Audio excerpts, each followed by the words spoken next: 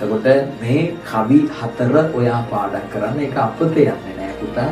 සතියේ වැඩ සතිය අවසන් කරන්න. ඒක තුල ලොකු ජයග්‍රහණයක් තියෙනවා. මම කියන දේ හැමදාම ඔළුවට ගන්න පුතා. ඒ සතිය වැඩේ සතිය කරන මොන තරම් වැඩ තිබුණත් ඒ සතිය වැඩේ සතිය කරන. මේ සතියේ නිදසුන් 6 පාඩම් කරන්න. කවි 6 පාඩම් කරන්න. කවිත් එක්ක රචකයන්ගේ නම් තියෙනවා නේ.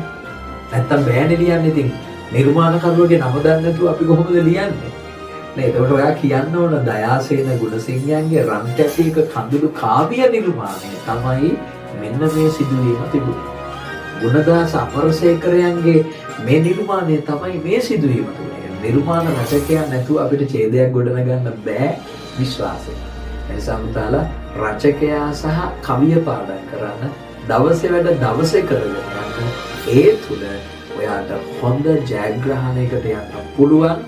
ඔයාගේ ප්‍රතිඵලය තමයි අපේ සතුට.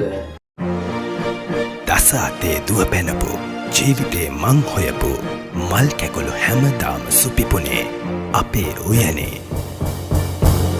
ජනිත් බණ්ඩාර ගුණ නැනමතින් හෙළ රස බෙදන යුගයේ ඇදුරානෝ